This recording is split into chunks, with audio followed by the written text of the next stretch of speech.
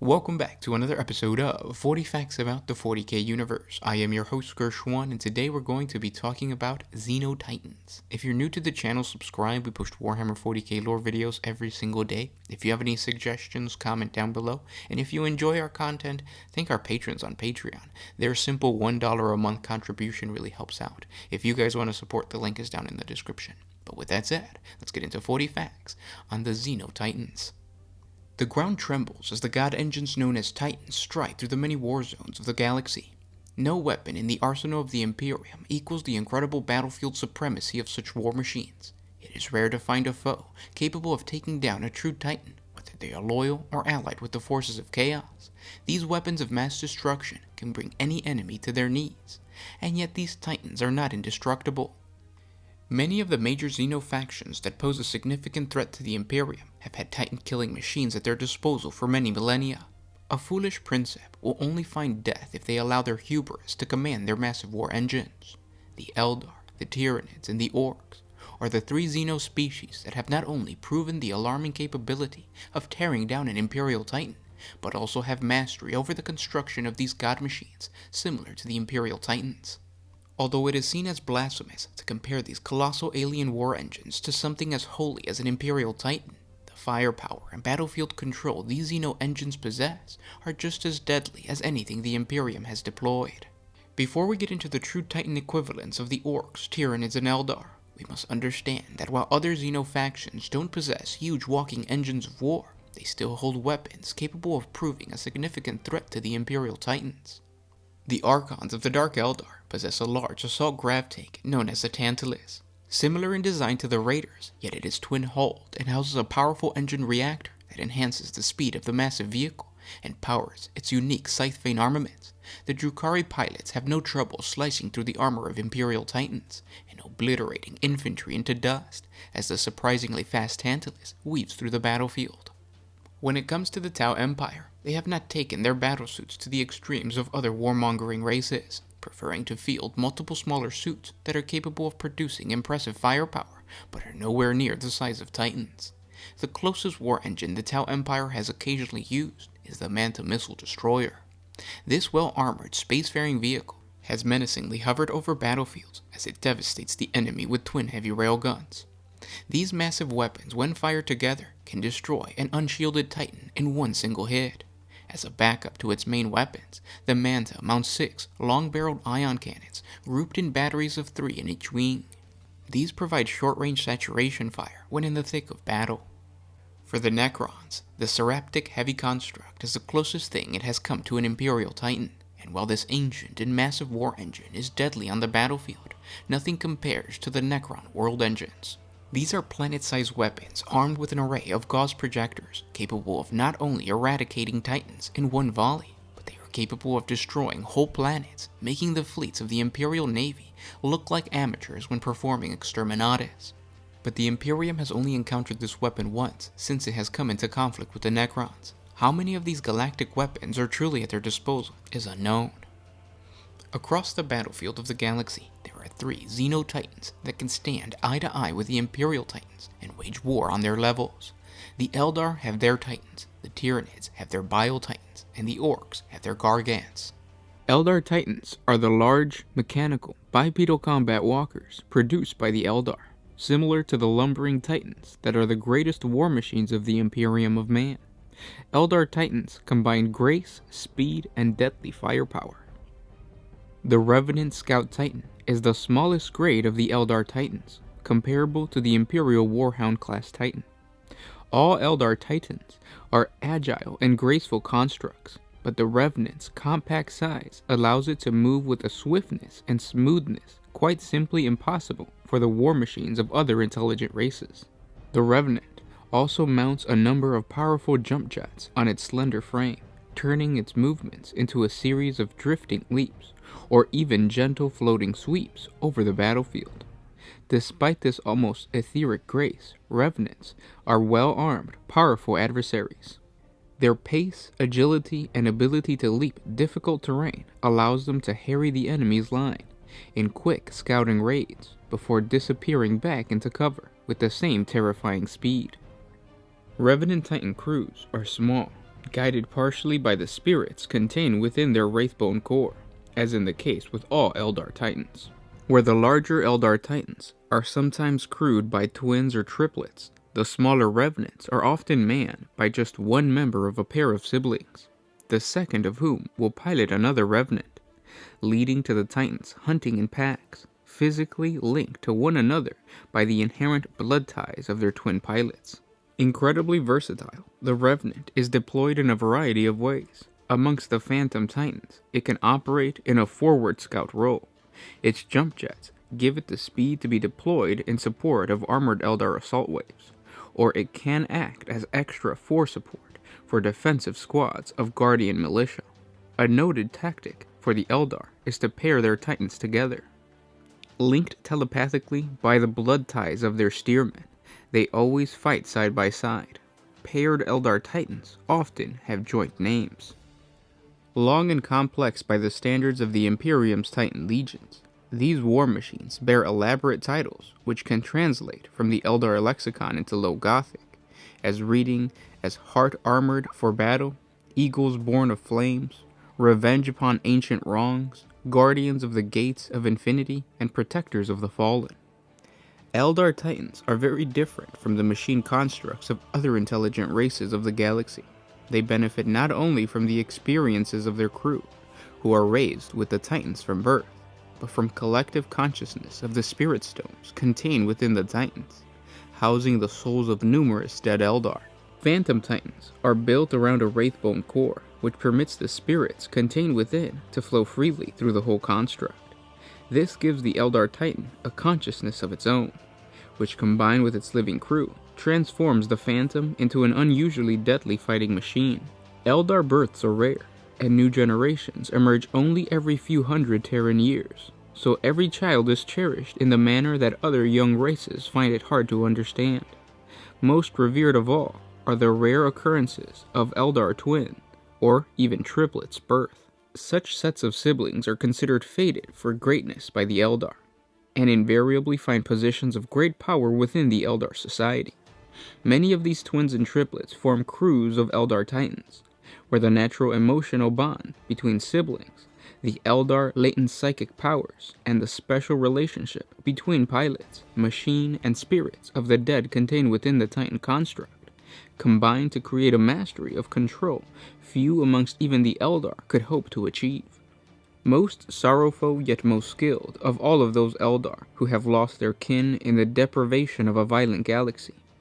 These mourning Eldar often intern the spirit stones of their dead brothers and sisters within the wraithbone shell of a Titan, and then take to the machine itself, seldom emerging, preferring instead to remain within the Titan, where they can yet commune with their lost siblings. Phantom Titans are similar in most ways to Imperial Titans, but show typical Eldar attributes. They are slimmer in build, and much faster than their human-built counterparts. Their weaponry is less about raw firepower, and more about well-aimed crucial hits. For defense, they use a hollow field emitter, which makes them harder to see, and thus more difficult to target. The advantage is that they can avoid damage completely. However, hollow fields do not actually deflect firepower like Imperial void shields or Orc power fields. War machines of such size and power as the Phantom Titan are not deployed by the Eldar races, usually lightning raids and surgical strikes.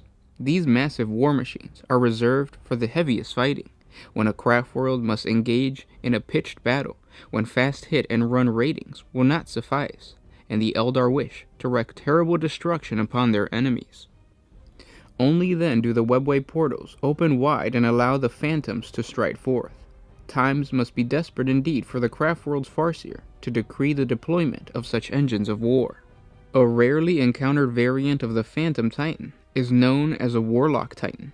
It contains within its wraithbone core the spirits of mighty Eldar Farseers and Warlocks. As they were powerful psychers in life, so too they are in death.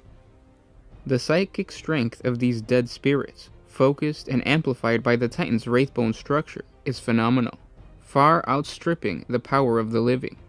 This potent psychic ability, combined with the smooth agility of the Eldar Titans and their sophisticated weaponry, places the Warlock Titan at the very pinnacle of Eldar achievement in the realm of psychic engineering.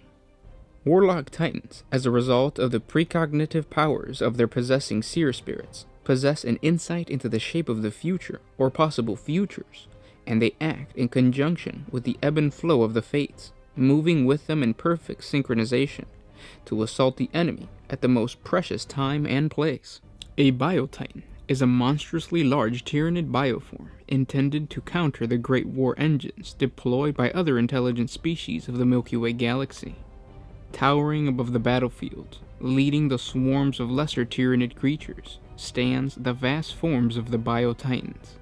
These massive biochemical war engines stalk the war zones of the Imperium, spitting death and destruction, cutting down their foes with potent bioweapons. Their approach is a terrifying sight to behold, as they rip apart buildings, tear to piece infantry and tank formations, and even destroy Imperial Titans, Eldar Wraithlords, or Orc Gargants with their armored claws and ripper tentacles.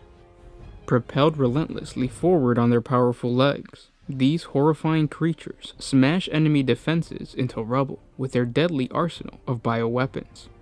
In return, their enemies can do little, even under the heaviest fire. Biotitans are notoriously hard to kill, as their huge bodies are protected with rigid plates of armor, and even when a lucky shot does penetrate their armored sides, a Biotitan is capable of rapid tissue regeneration. The Hierophant is the most commonly deployed strain of Tyranid Biotitan, the organic equivalent of a massive war engine, often called Titans, that are employed by the Imperium of Man and the other intelligent star-faring species of the Milky Way galaxy. Hierophants are immense, hideous creatures, towering over any opponent and bristling with spines, tendrils, and other Tyranid synoptic weapons.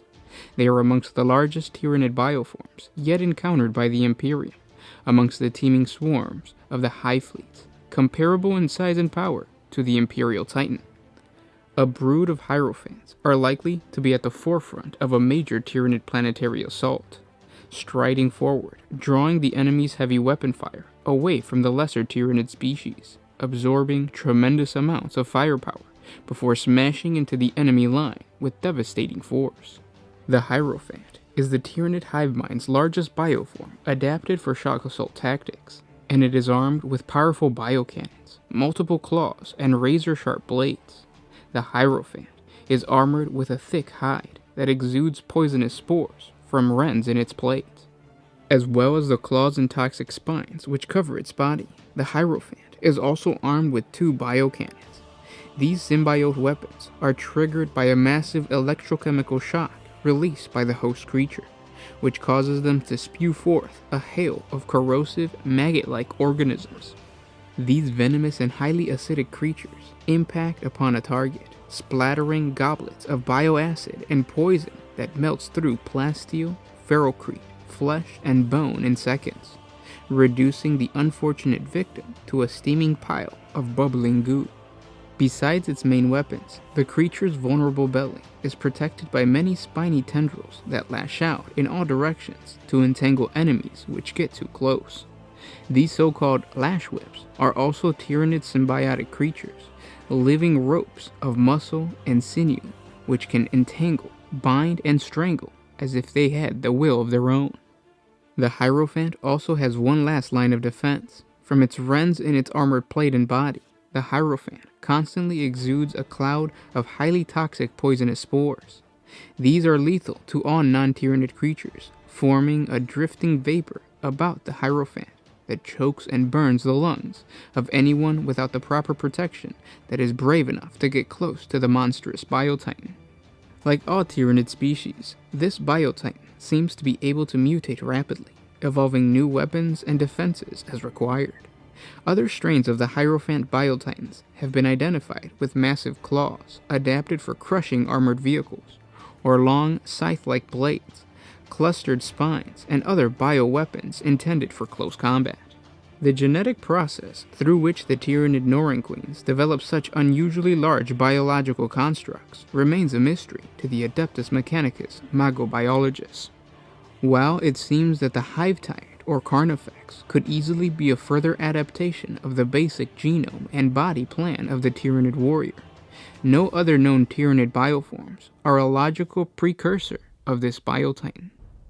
Combating a Biotitan, like the Hierophant, is simply a matter of applying the heaviest firepower available. Larger ordnance weapons and heavy artillery have so far proven the only effective weapons for Imperial forces in destroying the hideous Tyranid Biotitans.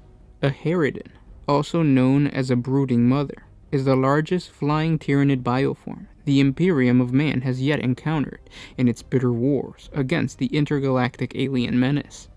Many magobiologists have noted that the Harridans have been encountered in a variety of sizes. Some are huge, upwards of 30 meters in length, with a wingspan of 40 meters, while other Harridans, far smaller in size, have also been identified. The reason for this is unknown. The Harridans have no legs or feet, and because of this, it has been theorized that once airborne, a Harridan can never land, spending its entire life soaring high. Other xenobiologists believe that the creature is capable of landing and slithering on its belly like a snake, but as yet neither theory has been proven. On Beta Amphileon 4, Inquisitor Locke's forces encountered at least 2 Harridans when the creatures conducted a devastating surprise aerial attack against the Elysian drop troops' landing fields. The 2 creatures destroyed or damaged almost all the Elysian aircraft in a deliberate attempt to cripple the drop troops' mobility. The anti-aircraft defenses for the landing ground proved insufficient to stop the Harridans. In the year 814 of the 41st millennium, Death Watch forces fighting to cleanse Herasor of the Tyranid menace reported devastating initial losses, due in large part to the attacks from the Harridans and the associated gargoyles, while the smaller flyers distracted ground troops with swooping attacks and strafing runs. The Harridans crippled Imperial aircraft, thereby preventing effective air transport of ground troops. It is well known through the Orpheus salient that less than half of the Space Marines who fought on Herasor survived. Many of those who fell in these battles lost their lives to the Tyranid Harridans. Being a living creature and relying upon wings rather than jet engines, the Harridan cannot match any aircraft for straight-line speed, but its light, twisting body is far more maneuverable, allowing it to twist and turn to avoid enemy fighters or ground fights. The Harridans lack speed to dogfight effectively with Imperial flyers, although Imperial pilots, after action reports, tell tales of Harridans intercepting aircraft that fly too close, or of them sacrificing themselves in suicidal mid-collisions that destroy both the aircraft and the Harridan. Harridans seem to act as brood mothers to smaller gargoyles. A brood of as many as 20 gargoyles can cling to the belly of a Harridan who acts as a carrier of sorts to transport the smaller Tyranid flyers, who, according to many experts, are incapable of long-distance flight. With a gargoyle brood attached, a Harridan's belly appears to constantly be moving, with hideous clusters of scaly limbs and leather wings, covered over by the mother's skin and armor plates. As the Harridan soars over the battlefield, the gargoyles would detach themselves and flap off to attack the enemy. When the Harridans gather for a large attack, swarms of gargoyles will usually darken the sky around them. The Dactylus Biotitan is speculated to be a larger genetic derivative of the Tyranid biovore. The Dactylus hurls large spore mines for very long range. Their forelimbs are long and covered in tightly cored tendons and muscles that make a distinctive cracking sound when used to hurl its deadly payload. When initially encountered by the forces of the Imperium, the Dactylus was noted for using the bioweapon known as a biopod. This living ammunition is a parasitic creature which feeds off the toxics emitted by the poisonous glands of the Dactylus cranium. In recent encounters, the Dactylus has shown the Tyranid's innate ability to adapt to any combat situation or tactical need. Its cranial glands have shown a variety of spore-generating colonies that can be used to produce a number of different types of deadly ammunition that can be chosen for their particular utility against specific classes of foe. The orc equivalent of an Imperial Titan is known as a Gargant. These orc Gargants are an extremely varied lot, with no two ever being exactly alike, as is common with seemingly everything the orcs make. Thanks to the frenzied imagination of the mech boys who build them, these machines tend to be hazardous, unreliable, and noisy. When they do work, they can inflict gruesome damage, however. Gargants are commonly equipped with at least one close combat weapon, because charging in and bashing heads is considered to be a very orky thing to do. For defense, Gargants generate power fields that is an orc equivalent of an Imperial Titan's gravitic void shields. However, while Gargants tend to have more intense and reflective power fields than most Imperial Titans, they cannot regenerate them during a battle, as a Titan is able to do so. Orcs also don't rely on the automated system that is common in most Titans of other races. The Gargants carry a large crew of both orcs and Gretchen. The crew is led by a captain who relays orders through a body of officers. A speaking tube is the preferred method of communication within a Gargant. Each greenskin officer is in charge of one section of the Gargant, be it the weapon, the magazine, the engine room, or any other chamber. Under the officer is a crew of orcs and Gretchen who carry out the orders passed down to them. Repair crews are composed of Gretchens whose smaller build suits them for crawling through cramped spaces armed with wrenches and oil rags. Compared to Imperial Titans, Orc Gargants have weaker armor and comparatively shorter range weaponry. Nevertheless, Gargants are extremely difficult to destroy due to their dense construction. While Gargants do not suffer from potentially fatal plasma reactor meltdowns, they are particularly vulnerable to fire and magazine explosions. There is no set size for a Gargant, although the smaller ones are most often called stompas. The stompa is the equivalent of an Imperial Titan of the Warhound or Reaver class. In true orc fashion, every stompa is unique and different. They are enormous walking fortresses, clad in layer upon layer of scrap iron armor, bristling with dakka and massive motorized combat weapons. They live up to their name by stomping across the battlefield and annihilating everything in their path. Every stompa is a unique creation, usually the product of several mechanics-fevered brains and countless hours of grot slave labor. However, as they rise up within the teetering scaffolds and approach a state of completion, certain key similarities manifest in nearly all stompas. First and foremost, these super heavy walkers are all built as fat-bellied and belligerent orcoid figures, effigies of the orc gods, Gork and Morg. They stand as tall as a half-block. They are usually powered by massive internal boilers and furnaces that link to a forest of enormous smokestacks and vents which bristle from the stompa's back. One arm is usually a gangling hydraulic affair the size of a docking crane, which ends in a monstrous chainsaw known as a mega choppa. This weapon can obliterate entire squads of infantry with a single swing, or carve super heavy battle tanks apart with a sustained assault. The stompa's other arm usually comprises of an intimidating mass of artillery. The largest of these weapons is the Death Cannon, a breathtakingly huge gun that launches armor-piercing high-explosive shells with a devastating yield. So destructive is a blast from this weapon that even the orc gunner's questionable accuracy is unlikely to spare any unfortunate caught beneath its sight. Every bit as terrifying is the Stompa's Super Gatler, a preposterously huge Gatling cannon that spits streams of high-caliber shells at an astonishing rate. When a Super Gatler cuts loose, it can rapidly annihilate swaths of infantry and light vehicles. Often the slaughter only stops when the ammunition runs dry. Supported by a battery of long-range super rockets and an array of hull-mounted heavy weaponry, these primary armaments allow a single Stompa to kick out the firepower of a small army.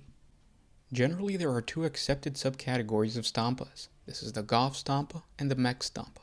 The Goth Stompa was popularized by the Goth clan, although it is found amongst other greenskin clans as well. It replaces the Stompa's range weaponry with yet another massive close combat weapon. Such is the orc way that each weapon is deadly in a new and often unexpected way.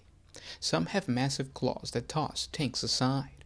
Others connect the two arms together with a massive rolling pin type device capable of clearing paths through even the most well-armored battle lines.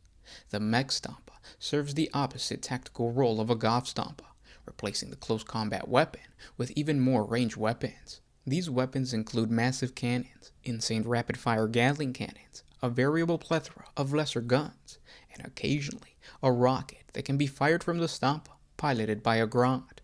Some mechs, feeling overprotected of their creation, customize a force field to try and deflect the incoming fire. Some mech Stompas possess Imperial Titan weapons, which greatly angers Imperial defenders when they see the orcs have gotten their hands at some point on one of the Omnissiah's sacred titans. Stompa creation is regarded as a pinnacle of mech's work, since after all, a stompa isn't cheap. However, once a stompa is built, many orcs will flock towards its banner, bringing with them more mechs, more teeth, and in a funny way, more stompas. And once 2 or 3 stompas are in a rampage, there's nothing that could stop them. Larger than both a stompa and a gargant are the mega gargants. These are the very rare, super large gargants, on par in size with the Imperator or the Warmonger class Emperor Titan, though not nearly as powerful. It carries a large number of varied weapons, including the Mega Dropper. Unlike the other gargants, which shuffle forward with their short mechanical legs, the Mega Gargant is actually a tracked vehicle. It is essentially a mobile orc fortress, and its appearance is greatly feared by orc foes. The majority of orc gargants are as much idols of the savage orc gods as they are engines of destruction. Big mech orcs receive divine visions of sorts from Gorg, or possibly Morg, and set out to bring those visions to life in the artistic medium of thick armor plates, smoke-belching engines, and lots of very large guns. This activity quickly spreads amongst the other big mechs in the local orc-settled areas, who seek to compete with the Gargant building, and soon Gargants spring up all over the place. The construction of Gargants is one of the typical signs of an impending war from an orc-held star system. During the Battle of Rhine's World, specifically the Siege of New Rhine City, orc Gargants saw one of the most extensive use in Imperial history. In the late 41st millennium, the orc warlord, Snagrod, the arch-arsonists of Caradon, united the warring greenskin factions bordering the Loki sector, and launched the largest war the Imperium cluster has seen since the Great Crusade. When War Snagrod hit Rhine's World, it was a force unparalleled by any orc invasion since those of the hive world of Armageddon. As the world dropships and the rocks fell through the night skies, the chapter's defense systems responded. All was well until a malfunctioning plasma missile from a Space Marine surface-to-space defense system, in a 1,000,000,000,000 malfunction, impacted the Crimson Fist Fortress Monastery. The errant missile scored an impressively accurate, if altogether unintentional, hit on the Fortress Monastery's main armory. The arsenal, the Fortress Monastery of the Crimson Fist, the mountain, and an area half a mile wide, were instantly atomized. The chapter was almost obliterated in the ensuing Holocaust. Only 16 Crimson Fist garrison in the Fortress Monastery survived, including Chapter Master Pedro Cantor and Captain Alessio Cortez. The surviving Crimson Fist stayed in New Rhine City and held out against the Orc siege. The siege of New Rhine City was to be a grinding 18 solar months, but the Crimson Fist were able to maintain their defenses until an Imperial Navy liberation fleet, including elements from 6 other Space Marine chapters, finally arrived 18 solar months after the invasion began. The Imperial reinforcement drove the orcs from the world. The orc invasion of Rhine's World proved to be costly. All of the planet's major cities were destroyed, with the exception of New Rhine City. Millions of the Agri-World's people had been killed, most likely the majority of the population. It would take solar decades for the planet to recover its lost infrastructure and agricultural productivity. Many of the worlds of the Loki sector captured by Wasnagrog, including Bad Landing, were lost, remaining in orc hands to this day. Early in the 42nd millennium, the birth of the Great Rift engulfed Rhine's World with demonic legions spilling forth from the newly formed portal. The demons were led by Demon Prince Raxor, and the Crimson Fist were forced to battle for their homeworld survival once more, though they had little chance of success with such a depleted rank. The arrival of Primarch Guilliman's Indominus Crusade managed to break the siege and also integrate the Primaris Space Marines into the Crimson Fists. The chapter found all its losses it had suffered at the hands of the orcs made up by these additional Primaris Astartes.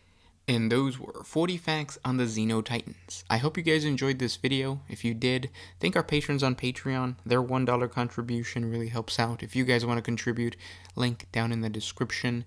Sharing this video, commenting down in the comment section below also really helps out the channel.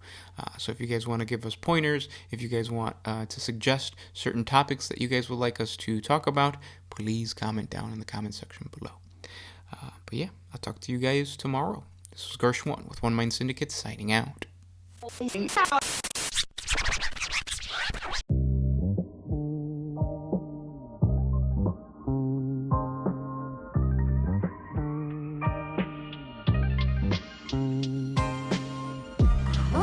give you the my freedom.